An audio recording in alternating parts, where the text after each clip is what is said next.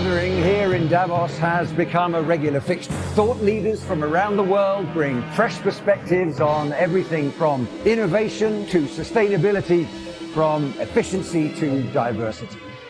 They all agree on one thing: the private sector is crucial.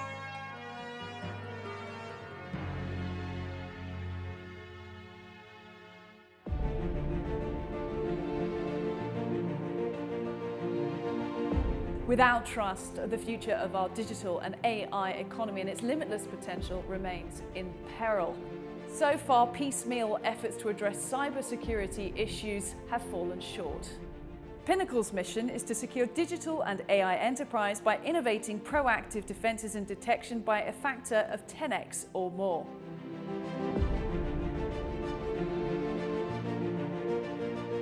I'm Rosanna Lockwood and I'm in Davos, where I sat down with Pinnacle's CEO to find out how they're putting this into practice.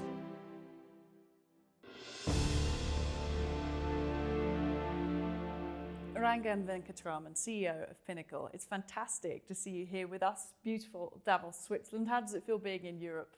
Awesome. Always wanted to be part of the World Economic Forum. Happy to be here. Thank you for the opportunity. That's quite all right. We are really pleased to have you here to have this conversation about cybersecurity, to learn more a little bit about your business, Pinnacle. Talk to us about what your offering is. What is it you guys do? Pinnacle, at the end of the day, is here to solve the following problems: fragmentation, talent, the ability to improve visibility, and the ROI of cybersecurity investments. That's the problem at heart. What's a winning aspiration? We want to make sure that we secure digital and AI from a trust standpoint, using an algorithmic first approach to improve proactive defenses and the ability to detect at a 10x factor or more. That's our winning aspiration. How do we do that and where do we play? We support companies in the SMB space as well as large enterprises. SMB through a holistic program that includes what we call the full stack security that allows us to traverse between services, solutions, and platforms. And the platform of choice for us is CyberKarma. This is a risk rating platform and a cutting edge platform that really takes it to heart. Solutions includes XDR, which is the Extended Detection and Resilience program that is holistic. It covers many aspects of the attack surfaces that enterprises face. And it also ensures that the new emerging attack surfaces like AI and bots are also covered. Then when it comes to the angle of how we plan to win in the marketplace, we plan to win in the marketplace because we want to make an impact. We are in cybersecurity to solve a global problem which is as big as climate change or COVID-like pandemics. It is that insurgent mission that allows us to be the best in what we do, to essentially be passionate about it, and more importantly, make it economically viable for us and for our clients.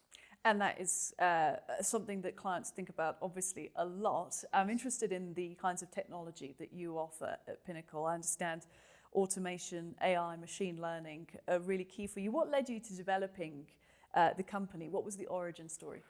The origin story is essentially came out of Resilience, which is the parent company. And the aspect of the name Resilience essentially is we want to make sure that a product typically improves by stressing it. In other words, Resilience has a very simple foundation, which is it has a tree. And the tree, apparently is only strengthened and the roots are deepened only through the processes of going through lots of trials and tribulations. And cyber resilience is essentially a key part of that, because it's not just the ability to control it from a security standpoint, but resilience as such plays a big role. And Pinnacle had to be separated because it sort of became a shark that came out of a fish. And we would not be able to focus on cybersecurity as part of resilience, just given the fact that it'll probably get hidden. It'll sort of be a needle in a haystack. And looking back, it was probably the best decision that we made. We didn't really know at that time it was going to turn out to be as big as it has, but it's really turned out to be good. And innovation is at the heart of everything you do. And when we think about the way technology has developed over the last few decades, we hear a lot about disruptive innovation. It sounds great, but what does it really mean in practice? In practice, it just means that you're going after trapped value. Disruption essentially unlocks trapped value, and that's typically done through innovative technology. Let's look at all the innovative technologies that exist. You have AI, blockchain, quantum computing, robotics, to name a few. there's about half a dozen innovative platforms. What's the economic value today? You have about a 14 trillion in market capitalization today that is expected to go to about 200 plus trillion in about 10 years. That's the value that you basically are going to create with innovative platforms. Now, innovative platforms will untrap a lot of economic value, but will also, as a side effect, create a lot of security challenges. Now, this is the perfect place to be. The addressable market size is roughly 200 billion, depending on whom you speak to. But in my humble opinion, the addressable market size is about 2 trillion for the simple reason that there's a lot of underserved customers. There's a lot of uncontested spaces, unarticulated needs from customers. I think we in the cybersecurity community have to do a really good job in not only innovating the product, the go-to-market, as well as the business models around it, which will allow us to now untrap, the 10x, which is 2 trillion. Now, if you really think about it, the number of players in the cybersecurity space is far less than what it should really be. Because if you really look at the value of cybercrime, or the addressable market size in cybercrime is about 450 billion. That shows that there's a huge gap here. And that's the reason why we should continue to keep innovating, because innovation gives you that ability to leapfrog. And today it can be done through a number of different mechanisms. There's a lot of players in this landscape. It's fairly established, yet new threats emerge every day. Companies still remain vulnerable to risks and threats. So why is it so hard to get cybersecurity right? It's hard because essentially you have three types of problems. One is it's not a technical problem. It's a human problem as well. 95% of the issues come due to human error. Secondly, you have the laws of cyberspace is very different than the physical spaces, which means in the physical arena, you've had decades or centuries to actually evolve the laws and regulations. Cyberspaces are just maybe 2 to 3 decades old. That, in an essence, creates a set of issues. The third thing is digital fragmentation. You have companies or countries that operate in many geographies, as well as in different sectors. Then you have countries which essentially have created walled gardens. So between all of this, you have a complexity that you have to unfold. Then every new innovative technology that comes creates a set of new issues. Take the example of AI and bots. Every technology is created with the intent for good. However, there are second order and the third order consequences of technology is that they create a huge set of issues. Take the example of bots. You have good bots and you have bad bots. Bad bots typically, emerge. Content scraping, price scraping, things of that nature. But the bot technology was created to solve specific problems that you can only do with it. Example, the crawler that Google uses is not something that you could have done with humans. You had to create technology to solve those scale problems. But it leaves a lot of trail where you have to now deal with the security issues, because security is usually an afterthought. Security is not done by design. The internet never was thought through from a security standpoint. So security was a bolt-on from the beginning. So you have a fractured environment where you have to do a lot of patching to make up for it. Patching, fragmented environment, all of this leads me to thinking actually about the World Economic Forum. It is taking place here in beautiful Davos, Switzerland, the setting that we're in.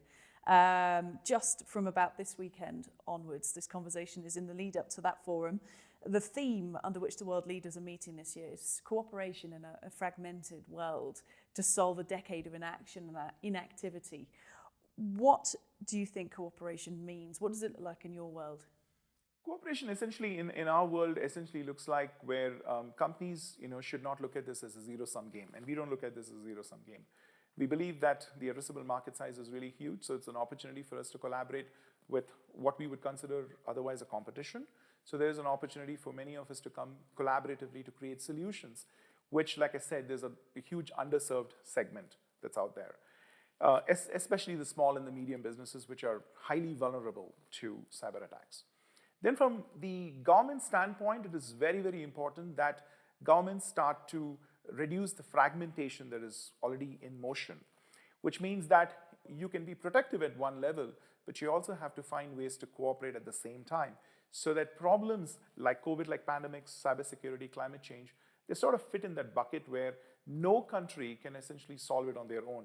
It really requires something like the World Economic Forum to actually facilitate a medium in which countries start to see the greater good of coming together, which means that the sum of the parts should be greater than the individual parts. What would be great is to understand a bit more about the operations at Pinnacle. I understand you've got one of your associates with you here today. We can speak to them a little bit about their journey within the company. No, I'm excited to introduce Ranghan. She's a colleague of mine and my daughter as well. She's chosen to take a non-traditional path where she's pursuing an undergrad degree and also learning to be an entrepreneur and learning cybersecurity at the same time. The reason this is important is because there's a huge talent gap. There's about 2 million unfulfilled positions, and hopefully she can share her experience with you. Fantastic. We look forward to that. We will make room for her now in the interview. Venkat, Cybersecurity Associate at Pinnacle. Fantastic to meet you. Hi, nice to meet you. Lovely to meet you too. Would be interesting to know about your role at Pinnacle. What do you do? Why did you choose to join the company? I've decided to join the company because I've been very inspired by my dad.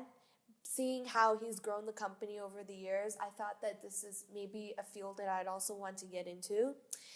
And as I'm doing my undergrad, I'm also learning so much from here. So I'm experiencing both structured and unstructured learning. And I think it's very beneficial because I can experience both sides of the world. What we're trying to do is we're trying to have a diverse pool of talents such as ideas and experiences. And if you really look at it, we're trying to defend our assets that way. So if you look at the research, cyber crimes are a $445 billion business, and the talent gap is about 2 million. And that is what we're trying to change. So instead of just pursuing it the traditional way, like looking at college degrees and the IT hub and, the traditional path, we've decided to start something called New Collar Jobs, which we work with different people from different industries and come up with new ideas and tackle those issues. We're trying to teach them how to do hard work, street smartness, problem-solving skills, and encourage them to use other resources in order to train themselves. And there's two things I see in common with the people that we're hiring. They have curiosity and they are willing to learn whatever it takes to get the skill right. And I just want to say that I hope I can inspire the youth generation to pursue a non-traditional path instead of following what society expects from you. And also I want to be able to inspire the new collar professionals and be able to tell companies that don't just look for college degrees and a specific hub that they were in, but just be accepting the new talent. Ranghan Venkatraman. Thank you. Of Pinochle. It's been fantastic speaking to you, learning about the business, learning about your role in the company, learning about your vision as well. Thank you both for joining us here in Davos, Switzerland. My hope is that my son, who has autism, shows up here next time and actually is also one of the examples of a differently able child who can get into cybersecurity. And I just want to tell people, you can do anything as long as you listen to your heart and work hard towards it and not have to follow society's expectations. It's a wonderful message. Thank you both. Thank you.